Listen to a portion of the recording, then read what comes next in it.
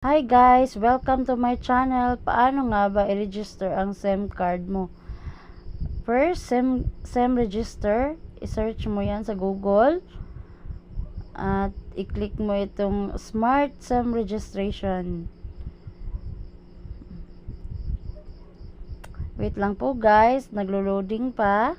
Register your SIM in 3 easy steps. Step 1, get your PIN.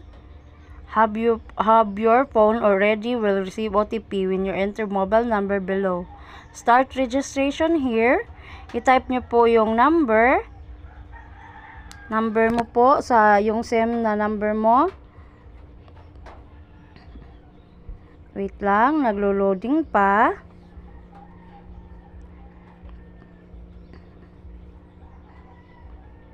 Type the number or enter your mobile number.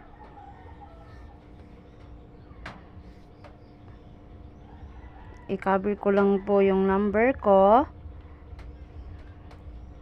And kita nyo sa ibaba, I have read. May square dyan, I have read and understand. I-delete lang po natin yung 0 kasi 9 po mag-start po. So, nag-click na po ng resend OTP sa ating number kasi i-click po natin itong resend OTP kaya magsasend yan sa phone mo at magbigay siya ng OTP PIN number. Noted lang po na ang OTP PIN number is hindi po ipinamimigay. So, na-okay na po yun. So, type of registration is I'm registering a newly bought SIM. 4 po ang pinagpipilian, pero ang pinili ko is I'm registering a newly bought SIM. Bago po. At may nakalagay dito is I'm registering my old SIM. I'm registering a newly bought SIM for a minor. I'm registering an old SIM for a minor. So, ang pinili ko po is I'm registering a newly bought SIM kasi bago po siya. So, nationality is Philippines. Hindi po tayo American. So, Philippines po. ID card. So, ilagay nyo po yan. Madami pong pinagpipilian dito is Philippine identification, driver's license, unified multipurpose identification card, TIN, Philippine passport, postal ID, voter's ID, Social Security Service ID, SS po yan, Professional Regulation Commission ID, Health ID, Bureau of Internal Revenue ID, BIR yan. Firearms license to own and possess ID. Madami po pong iba po na inilagay dyan, pero ang pinili ko po is ay yung TIN number po. Dami po dito is postal ID, voter's ID, Social Security, Professional Health ID, Bureau, BIR po yan, Government, GSIS po yan, Integrated Bar of the Philippines ID, National Bureau of Investigation Clearance, wala po tayong ganyan. So, pipili lang po kayo. Pwede rin pong police clearance, senior citizens card kapag mag-register kayo ng SIM po. So, madami pa po dito.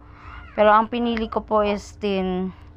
TIN po ang pinili ko, yung taxpayer identification number po. Kapag matapos na po kayo na pumili ng ID, kailangan po is mag-take photo po tayo. Picturean po natin yung ID na pinili natin. Dapat sure nyo po na ano ang i-register nyo na ID po. Kailangan meron din kayong mga ganyang ID. So, ang pinili ko pa is TIN, taxpayer identification number. Take photo, ID card verification. So, i-click nyo itong take photo. So, picturean natin. Then, tapos, pag na-picturean na natin itong take photo, na-picturean na po natin, na-picturean na po yung PIN na ginamit natin, is automatic po yan na my ID card, first name, middle name, and last name. At my birthday pa dyan. po yan na picture. So, kailangan po yung square is nakalagay na po yung ID nyo po. Dapat hindi po blurred, visible glare free and not blurred. Okay po. So, tingnan nyo po, nasa square po siya.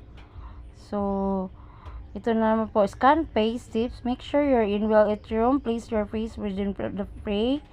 Wait a few seconds, automatic scanning. Please don't wear mask when scanning. Scan face. So, ilalagay nyo po yung face nyo sa circle po. So, tingnan nyo po. Not face detected blink. So, nagkamali po dyan. So, ilalagay po natin yan sa mukha niya. Yung circle po is nakalagay sa gitna. Tingnan nyo po. Mag-blink-blink po yan. Yung mata nyo po, i-blink-blink nyo po. Para naman ma-detect po niya. So, tingnan nyo po. Wait lang po. Naglo-loading lang po. Naghihintay tayo na ma-okay yung face natin. Saka, tingnan nyo po. Your ID was successfully scanned. Click OK to proceed. Clinic na po natin yung OK. So, tignan nyo po, type of registration. Tignan nyo po kung na-okay na po. Tignan nyo, may pangalan na. May birthday na. I-click nyo lang po yung 6. So, female ba or male? So, i-check nyo po ng maigi para kung okay na po yung lahat sa detalye ng inyong sa self nyo. So, iligay nyo po yung straight sa inyo. Sa amin is purok. Lagay namin ng purok dyan.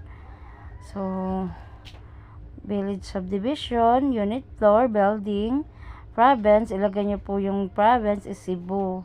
Kasi Cebu po tayo. So, city municipality. Mamimili lang po tayo kung saan po kayo sa Maynila o saan bang na lugar. Yan po ang pipiliin nyo po. Kung hindi po kayo sa Cebu, sa Maynila pa kayo, piliin nyo po yung Maynila. Hindi po yung Cebu. Kasi sa Cebu po sa amin. Cebu po yung pinili ko. Noted lang po yan. So, tingnan nyo po. Okay na po. Wala na pong mali. So, pwede na po natin yan alternate namimili po tayo na kung saan po ba. So, madami po kasing pinagpipilian dito. So, in-scan ko lang na makita nyo po kung anong lugar nyo. So, pwede kayong mamimili dyan. Saan ba nakikita yan? Dito lang po yan sa kulay na itim dito sa gilid. Tingnan nyo po para makapili kayo. So, alternate contact information. Optional lang po yan. So, pwede rin pong hindi ilagyan kasi optional lang po. Pero pwede rin lagyan kung gusto nyo po. Tingnan nyo po. Chinek ng mabuti kung tama ba ang pagsagot para po hindi tayo magkamali sa ating pag-register ng SEM. So, tignan nyo po, summary. Tignan nyo po, kung okay na lahat, walang nagkamali, pwede na rin natin yang i-check yung square.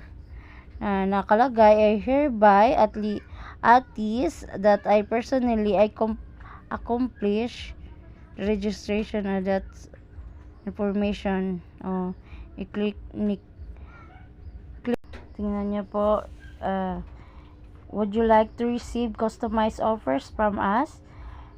Ang nakalagay dito is yes, I would like to receive customized recommendations and promotion from Smart through my contact details using channels such as SMS, voice call, email. I understand that this will require Smart to analyze my usage. So, ang dami pa po yan. So, ito lang po ang i-check nyo po. I hereby. Wag na rin itong yes, I would like to receive. Wag na po. So, nakalagay po is congratulations, you have successfully registered your SEM.